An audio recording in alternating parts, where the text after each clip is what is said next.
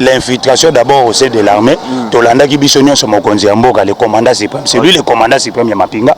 A eu décision, tous les infiltrés, il faut Bachabango Mopanzi. Tous les infiltrés, réidentification dans la armée. Nous avons suivi même des généraux. Oazobinga Masoki, Ilunga Banza.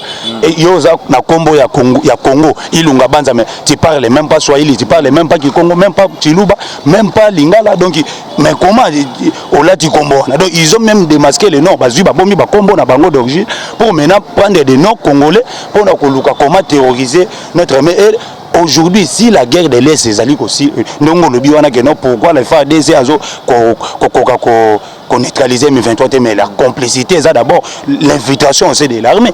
Quand votre armée est infiltrée, mon cher. Donc, tous les conseils de défense, mon Konzambo, résolution, il faut un rapport au information de l'autre camp là-bas. Mais comment on peut finir avec cette guerre-là? Donc, il faut d'abord, tout le monde a processus, il y a identification aussi de l'armée, comme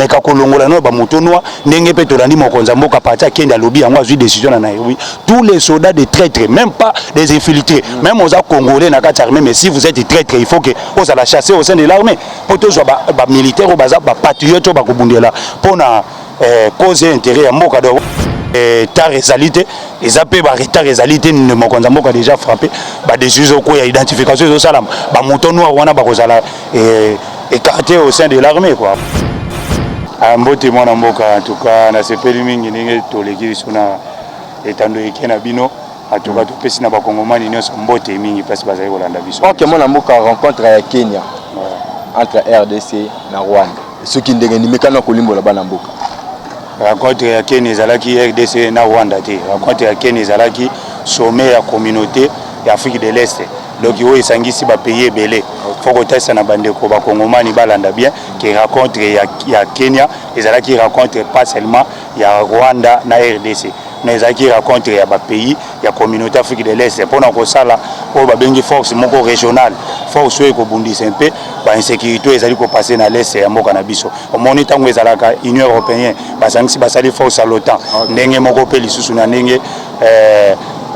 la communauté d'Afrique de l'Est, la force régionale pour maintenant mater et neutraliser tous les rebelles ça la terreur et des crimes à l'Est et à Mboka. Mais les rebelles ont d'abord monani. Et là on y a aussi besoin de les rebelles ici ba monani, les rebelles bazalaka ya komona na teke no en pleine journée, les rebelles bazako se camoufler. Tant que tu le bakango à tout moment de konanga yozali et journaliste et ba Koloma Solo TV opposé à rappeler ba question ya un peu ya malamu awa to kolobake ba rebelles et guerre oya c'est ça guerre moko asymétrique. On moni que guerre oya comme maintenant visible les guerre ya M23.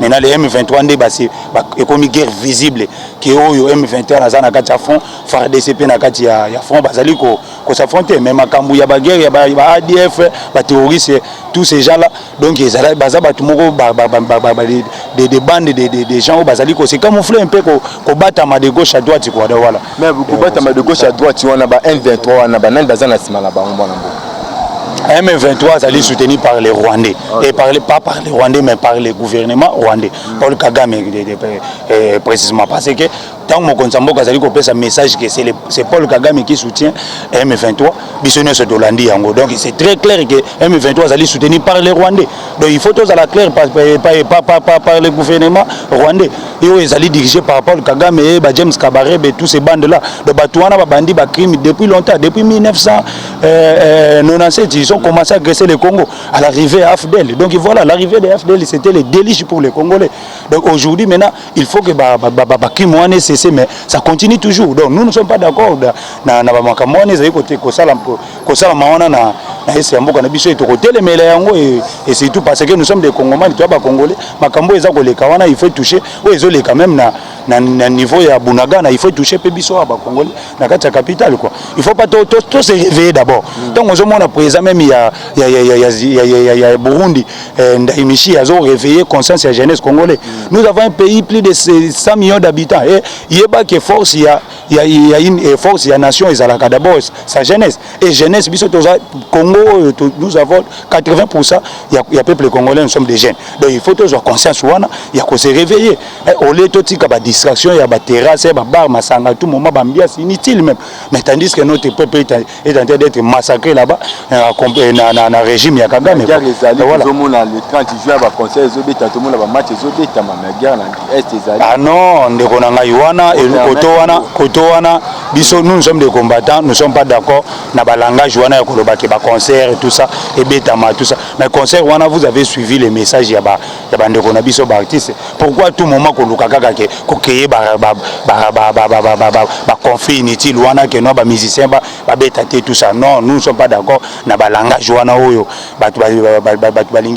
apporter sur nos musiciens. Donc le programme, il y a un concert qui depuis longtemps. Et la guerre, allez, c'est la guerre, il y a les lotés. Et la guerre, déjà, il s'est vide depuis longtemps. Donc il y a un lobby concert, 40% il y a recette, il y a pourcentage de recette, il y a victime, il y a essai. On est essai, on est essai,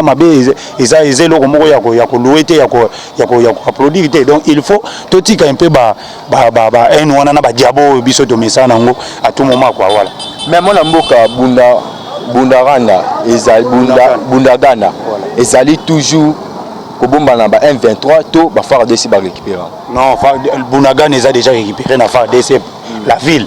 Parce que Bunagana ezali na ville, ezali na cité, ezali pe na ba zamba ba forêt. Maintenant ndenge tozali ko loba awa, maintenant FARDC ezali ko ratisser. Ça ratissage na ba niveau ya ba forêt. L'affrontement ndenge tozali loba awa même là-bas, ils en a ba affrontement zo salam entre les FARDC et M23 soutenu par Paul Kagame avec les militaires rwandais. Donc là il faut préciser. Même M23 là ils ont des soldats rwandais qui est à la base au même porte-parole là les messieurs là les porte-parole des porte-parole M23. C'est rwandais. Donc vous voyez même vos morphologies, ça dit clair que ce sont des Rwandais qui est tenté d'agresser le Congo. Donc il faut dire ça. Et puis nous les communicateurs des DPS, nous sommes censés de parler ça.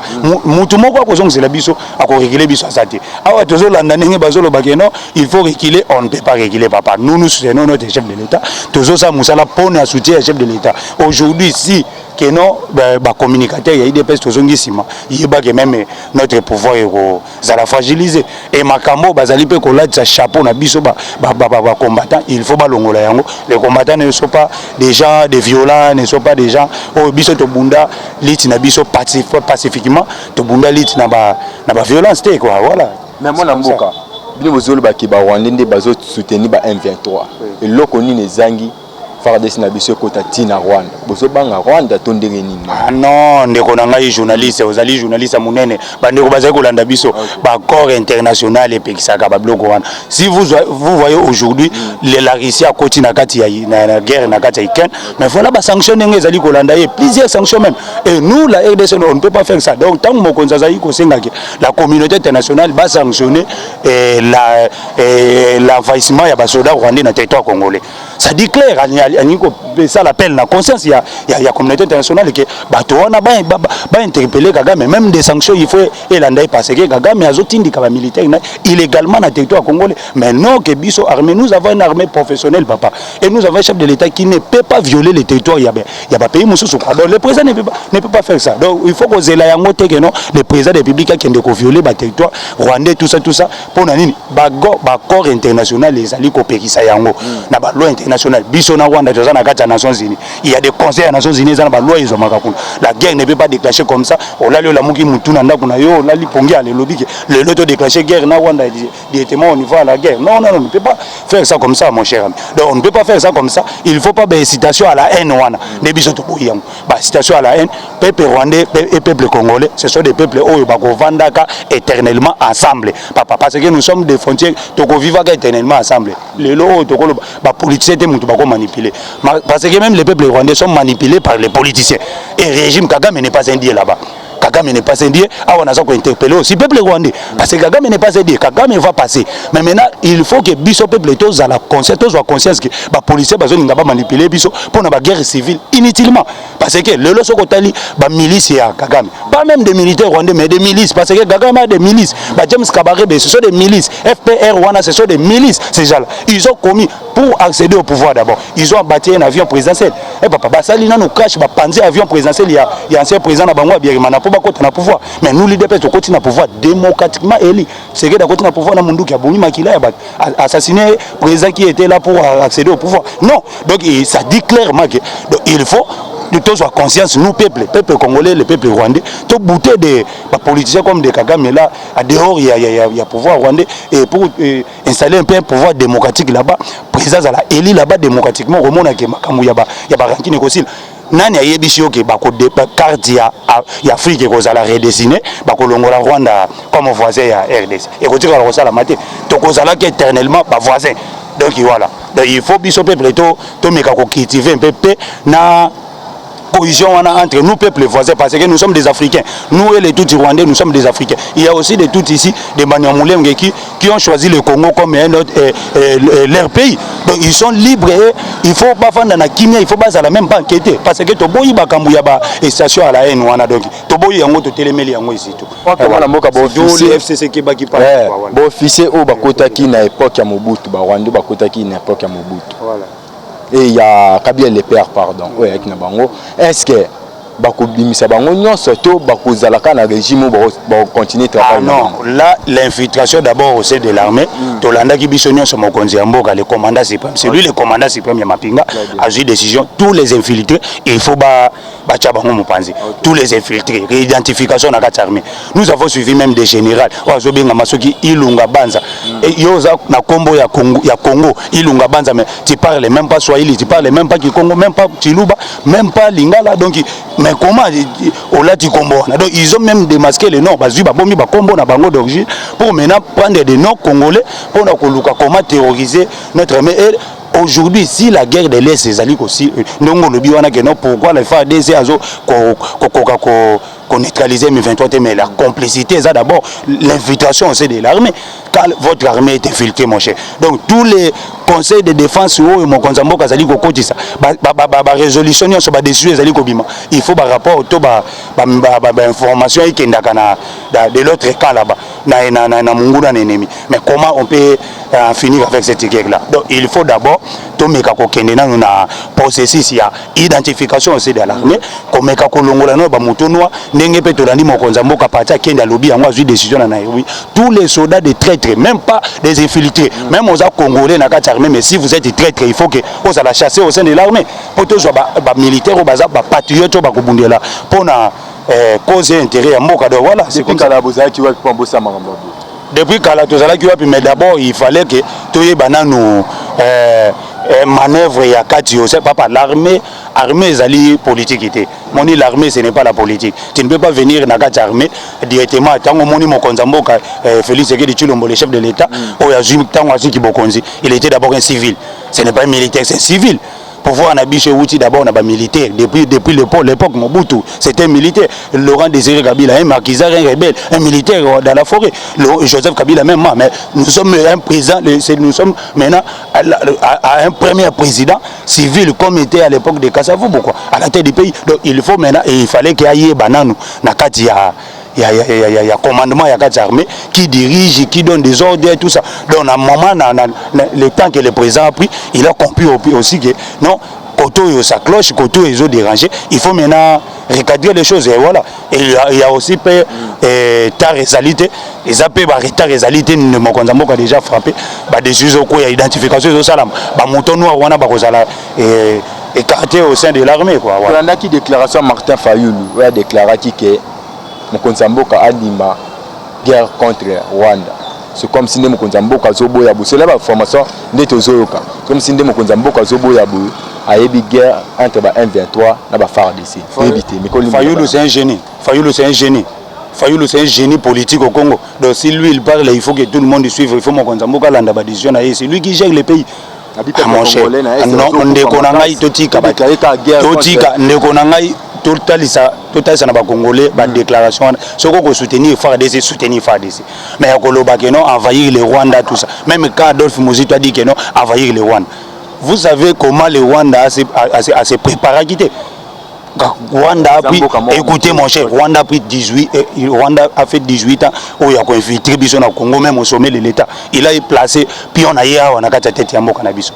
Nous, on avait des généraux ici, Delphi Kayimbi, tout ça, à la tête de la police, de l'armée de Rwandais. mon cher. Et aujourd'hui, vous voulez que non, qu'on déclenche une guerre comme ça, comment on peut aller et notre adversaire aussi doit éviter comment. Parce que nous sommes d'abord victimes, il y a Bambargo, injustement. Et aujourd'hui, vous avez suivi même de l'intervention de Herman Cohen, les papas là. Il a dit clairement il faut d'abord enlever l'embargo parce que l'armée congolaise n'a pas besoin de appui à pays. Nous avons une armée forte. D'abord, il faut enlèvement d'embargo, tout ça, armement moderne, équiper notre armée. Équiper notre armée dans l'armée moko sophistiquée oh munguna to ennemi tant qu'on yoka ko sentir ce n'est pas ma déclaration pas m'a dit papa laissez-nous ces histoires là mon cher nous sommes fatigués wana ngana ko yebisa na bandeko na ngai nous sommes fatigués na ba déclaration politique tant ya zolo ba wana mais yaki ko sangana bloc patriotique non les ennemis du Congo a ko sala bloc patriotique na ba Joseph Kabila na Bolivie pourquoi ko sangana ba. Aujourd'hui, maintenant que na bateau bazo déstabiliser Congo. Lui Fayulu ne savent même pas que non. Ce qui moka est déstabilisé, c'est l'homme de Kingakati, à complicité avec des Kagame là. Donc voilà. Donc, il n'a pas de leçon à nous donner. Laissez le président de la République qui travaille. Mon Konzambo Kazo travailler. Aujourd'hui, il y aura une force régionale. Voilà diabo ils a biso ba Congolais. Tant mon Konzambo ka yote akeko signer ba ko mususu kuna na Kagame. Mais yo uti ko poser nga mutuna olobike ote mokonza kendaki kuna sommet pona kokutana Kagame. Non, ezalaki sommet ya communauté Afrique de l'Est. Ezaba pays esangani Tanzanie, Soudan du Sud, Kenya ba pays non se belé sangani. Ce n'est pas seulement Kagame. Et ba corps mon côté bolandi rapport il y a communication, il y a président de la République. Ba lobi clairement que non. Président signé bakor mon côté na Kagame ezalaki que ko signé kaka bakor pona ko sala force moko oyo Uhuru Kenyatta président ya Kenya excellence ya président Kenya a souhaité yango ko sala force pour mater un peu tous les rébellions où ils ont été à l'est de notre pays quoi voilà. Mais mon amboka guerre contre un Rwanda na ba FARDC c'est comme si accord monsieur Mokonzamboka signaki na Paul Kagame c'est comme si yangonde et ça la guerre wana imeka ko continuer. Accord Mokonzamboka signaki ezaki accord coopération économique et politique coopération économique pas militaire et pas pour na ko katela yete na mabele wana to koloba yango clair. Ce n'est pas Tshisekedi qui a signé ça. C'était à l'époque de 97, de 96, c'est quand la Fidel voulait entrer ici au pouvoir pour chasser Mobutu. Ils ont collaboré là-bas avec des Kagame et Museveni. Ce n'est pas nous, leader président. Ce n'est pas aussi les Félix Tshisekedi. Mokonzamboka existe. Mais Mokonzamboka, comme il est patriote pour son pays, il y a mon cher. Et c'est pour cela, vous avez suivi même la déclaration Mokonzamboka que guerre il y a ces alliés guerre minéraux. C'est la guerre pour les minéraux. Tellement ces gens-là ils veulent toujours piller nos minéraux. Il y a besoin d'insister toujours pour accélérer la guerre nakati ya mboka na biso pour toujours piller nos minéraux. Pour nos minéraux na biso illégalement. Mais aujourd'hui mon cher, nous avons maintenant un grand raffinerie à or et tongami kuna na Bukavu. Auparavant zalaki maintenant bloc wana est-ce que yebisanga ko arranger Kagame to ko déranger. Et ko déranger Kagame parce que Kagame lui il y a lingaki qui azwa ba minéraux na biso akendaka nango nakati ya mboka na ye po azana ba raffinerie na Kigali tandis que lui n'a même pas moi ata libulu moko ya or ya ta moi 2 cm ya libulu ya or mais il y a zo ba or na kati ya mboka na biso ba cobalt ici azo raffiner yango kuna a complicité avec des multinationales ya monde bango tout ba milliardaires wana o baza l'argent sale tous ces gens là au balobaka non soit disant milliardaires na kotanga ba kombote mais on connaît les noms de ces gens là bango tout wana baza na kati ya sale boulot o ezo salama na Kagame na laisse ya mboka na biso il y a beaucoup de Congolais qui sont morts à cause de ça plus de millions de Congolais qui sont enterrés décapités égorgés à cause de minéraux. Le long Mokonzamboka lobi mieux de ces histoires là on va faire des raffineries de cobalt ici dans notre pays parce que nous sommes un pays indépendant depuis 1960 ce n'est pas Kagame qui va nous recoloniser donc c'est impossible mon cher ami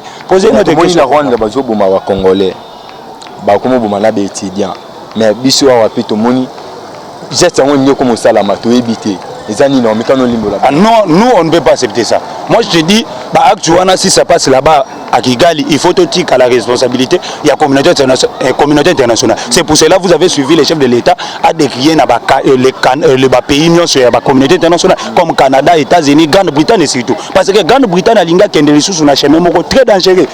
un pays agressé, un pays, un état voyou, où ils sont dirigés par un voyou, un gangster, un criminel comme Kagame. Mais yo zolingo zuila les sous soit disant bah immigrants, bah djihadistes, bah sans papier, bah za bah outil, bah Irak, bah Syrie, où yo tozo maîtriser bango même pas, où ya kotindi ka bango na kati ya Rwanda. Tandis que Rwanda za même pas na mabele moko tout espace té ko loger batouan. Donc ils veulent toujours ba bois ka bango na kati ya jungle ya Congo na Zamba ya Congo, le Congo, et ça pays moko papa.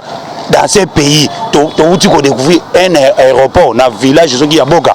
Un aéroport en pleine forêt, un aérogare, pardon. Parce que l'aéroport, c'est un aérogare. Aérogare en pleine forêt, où ils ont quitté un avion, un petit porteur, pour qu'on me mette la matière première. Donc, il a mis ce temps pour découvrir le président de la République a besoin de mettre en clair ma camouflage sur Bandeko Salamana Koko. Au monde, le lot. Toutes les vérités dans l'agression à Rwanda, ce qui est le Congolais comme Koyoka Yango, parce que nous avons un Congolais au sommet de l'État. Ce qui est là qui papa à l'époque il y a bateau tout et bakiwana au batuti côté kabiso des tristes mémoires, tu aurais qu'on découvrir jamais la vérité tu aurais découvrir les lots. Et voilà, donc il kolobake te na Kigali to na Rwanda bazali ko tabasser les étudiants tout ça. Nous avons suivi des images mais la responsabilité c'est le gouvernement rwandais et la police rwandaise. Là-bas au Rwanda, il n'y a pas la police, là-bas il n'y a pas de services de sécurité.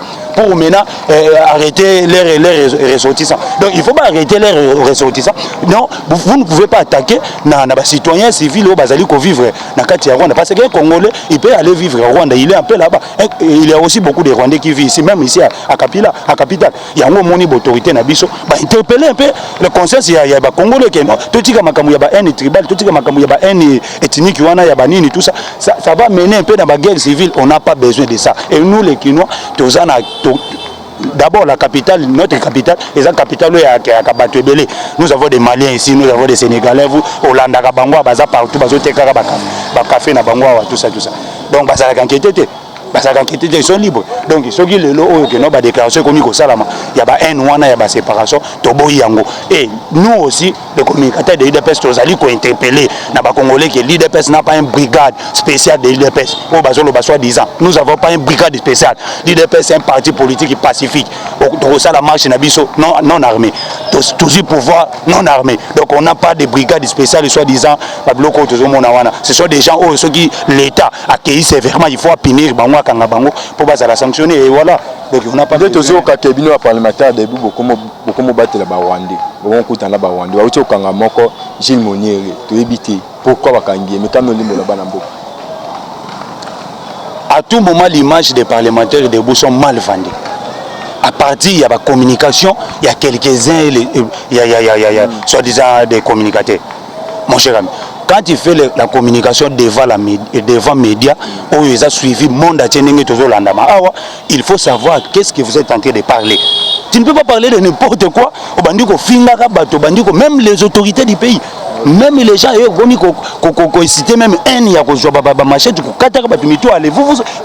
vous pouvez accepter cela que non, caméra déclaration que là on ne peut pas accepter ça. Même s'il est combattant, oui, il est combattant comme nous. Mais et ça peut service à sécurité à comprendre non, tu ne peux pas tu ne peux pas dire ça. Tu ne peux pas dire ça. Donc nous, tous qu'on compatir Gilles Kaloubi, c'est notre frère, c'est un combattant. Mais ce qui a joué conscience a dit qu'il y a des déclarations, il y a séparatiste, il y a division, il y a guerre inutile. Nous sommes fatigués. Donc les parlementaires debout, cause à la mal vendu comme nous. Le parlement debout Salamaki en 1992, c'est Tchétchégé qui a créé le parlement debout. 1992 et 1992 bêta jusqu'aujourd'hui en 2022 ici. Nous avons maintenant combien de temps au parlement debout. Donc les force moko et sali rapport na ngoma kasi pour la communication ya parti pour nous divulguer des messages et des actions. Il y a mon boka na biso. Donc les lots ils attaquent na bateau mo groupe soit disant parlementaire au bazar un peu bangonde bazar ko komi mona lokwa ba super homme ba banda ko ba n'importe quoi et biso to tika la indifférent. Non, to lobby yango makambo wana to boyi yango. Soko ça ba déclaration na yo, tu vas aller à la justice ou aller expliquer là-bas que makambo biso to lobby tant biso to lobby to agresser mutu to insulter mutu. Et voilà, tu peux donner la communication librement, calmement, tu es libre, mais pas d'insulter même nos autorités. Vous voyez quelqu'un qui dit que non, je suis de l'IDPS, mais devant caméra, bandit, n'a pas finga d'abord l'autorité. Quand il y a des IDPS, on va gérer. Non, là, on ne peut pas accepter. Il y a notre secrétaire général, Augustin Kabouya, tous ont interpellé le secrétaire général, Tcha, Maïna Vino, qui dit ça, Gilles Kaloubi, c'est un combattant. Gilles Kaloubi, c'est un grand combattant aussi, où il a milité. L'IDPS a sali pour l'IDPS, il doit maintenir le pouvoir, il doit maintenir le lot. Il doit télémia, tous ont le pouvoir, tous ont 5 ans. C'est grâce aussi à Befort, il y a Batouana, il y a FCC Keba, tous ont combattant d'élite. Mais il ne faut pas qu'il y ait une déclaration de guerre parce que prendre des machettes. Qui va prendre des machettes pour couper les Rwandais? Ah, nous, on n'a pas besoin de ça. Makambo et Salami na manière makinu. To condamné yango. Donc mutu boko so mutu bo banda ko tumbaye vivant et bo bandi ko tuma mutu pona morphologie na ye. Bon si il est congolais. Morphologie à mutu zini ko lo bateke mutu wana za étranger. Boko ya ko bando bo même ba congolais. Comme ça la confusion que non pour la morphologie na ye ate ne longi na ye o il est rwandais. Non, on n'a pas besoin de ça.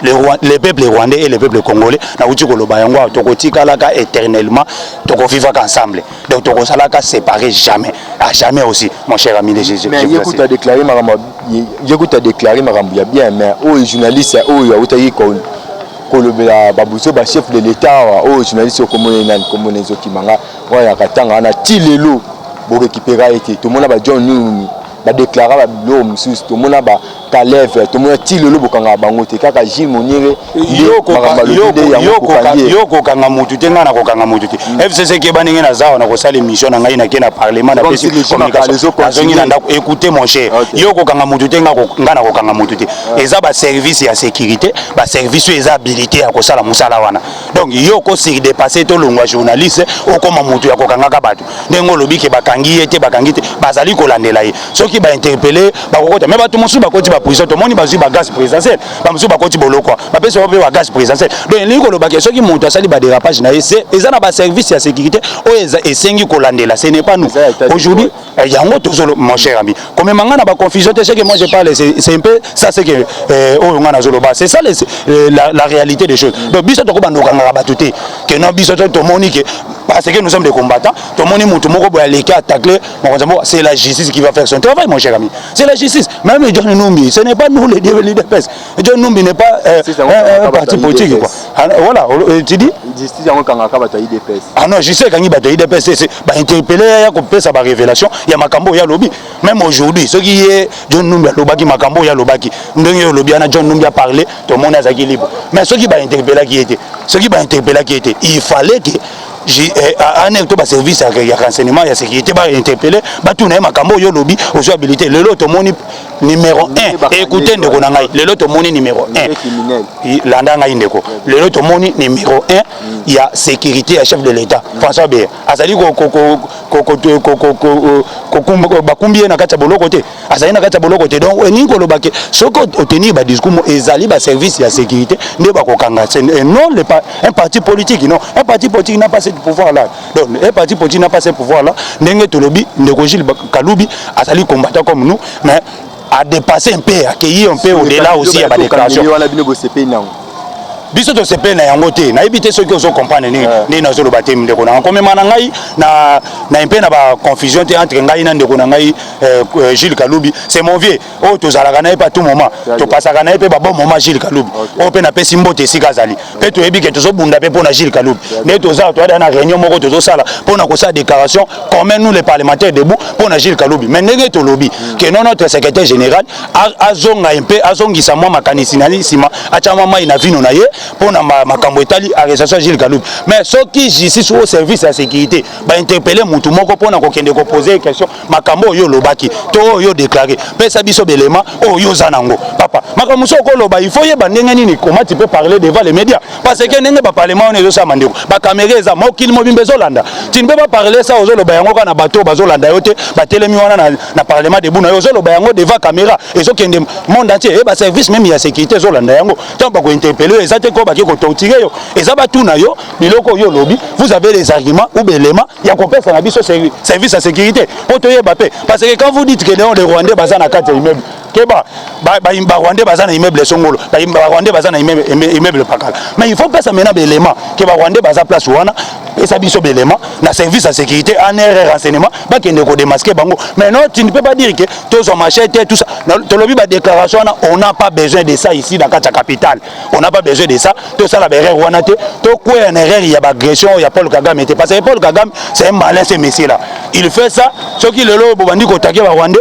a reconnaître na communauté internationale lobi no biso ba touti to za peuple moko boy ba protéger ka biso na communauté internationale voilà ba congolais ba bandi ko sala ba massacre tous mona ba déclaration ba zo sala ba zo linga ba mema Congo et comme peuple congolais et le gouvernement congolais na piège ba zo linga ba mema biso na piège et biso to lobi on ne peut pas entrer dans cette piège là il y a que non ndenge makambo na ba ba sala ki tangu génocide de Sami na Rwanda.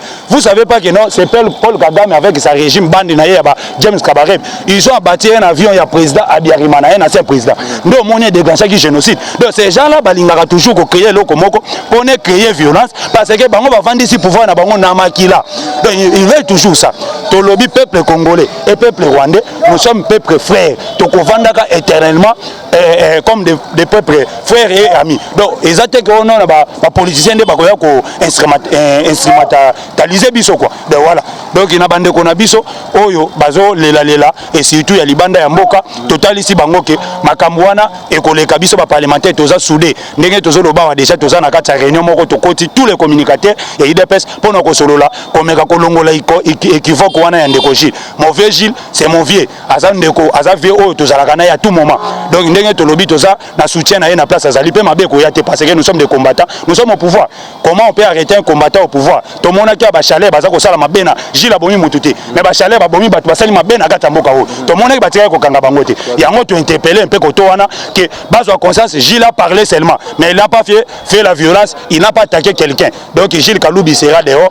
To sengi na secrétaire général Augustin Kabouya notre CG avec beaucoup de respect secrétaire général, c'est président Junior Belami FCC Keba qui donne aussi sa parole que chama ina vino na yo des parlementaires debout bazali benemi na yo te. Soko moni mwana na yo abungi mwa nzela yo benda nzela na kati ya ndako et non ke yebi malibanda wane ko zana pe bien. Merci beaucoup. OK mwana mboka to comme la suka émission TV Zangonga alobano ya suka ezani pe numéro ya téléphone mission to tuno te ba ko benga pe batuna liloba ya suka ezali ke peuple congolais tozala instrumentaliser te na ba déclaration ba discours politique yo moni lelo oyo bato ba mesana iko salaka ko takaka mokonza mboka o soit disant ba cardinal lelo ba kangi minoko pour agression ya Rwanda. Il faut maintenant comprendre que nous avons des gens au baluki toujours ko takaka chef de l'état à tout moment ko agresser mokonza mboka sala boy basali maloba maintenant agression ya Rwanda que Kigali Paul Kagame avec bande ya ba criminel na bazali ko kota na ko sala ba crime on a été un cardinal soit disant pas à ça la déclaration avant de silence radio donc il préfère aller manger l'argent de olive les menakingakat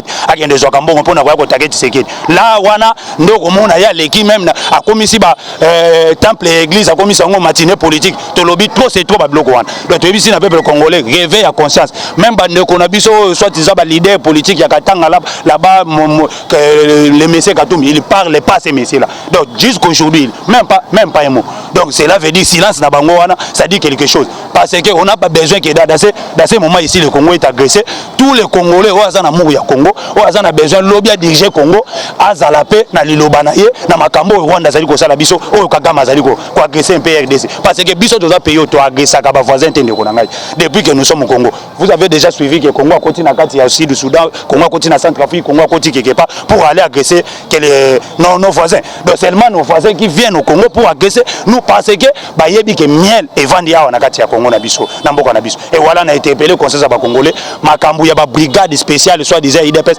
ezali NON biso IDPS nous n'avons pas de brigade il y a ba violence ici bato basali ba image wana ils seront arrêtés démasqués. Nous avons déjà une réunion pour maintenant démasquer tous ces bandes là de ces gens là où basali ko meka ko salaka ote ba brigade tout ça pour instrumentaliser un peu la population vis-à-vis à l'étranger. Mon payanyon soit vandi na Kinshasa il faut vendre à Kimia parce que l'IDPS ce n'est pas une partie des violents. Merci beaucoup cher. Numéro de téléphone en tout cas de konangai to pesi to bomina numéro de téléphone to pesi ka mbote na bakongomani oya lingi azo numéro ya ngai téléphone à bengio à partir na yondo ko pesa numéro de téléphone. Merci beaucoup. OK merci beaucoup comme la suka émission na biso magazine yoka baza kana misana ko loba bakashala vitamine ko loba numéro na biso yangwana wa posa benga posa numéro Junior Belami bengiso ya numéro na plus 243 99 062 55 94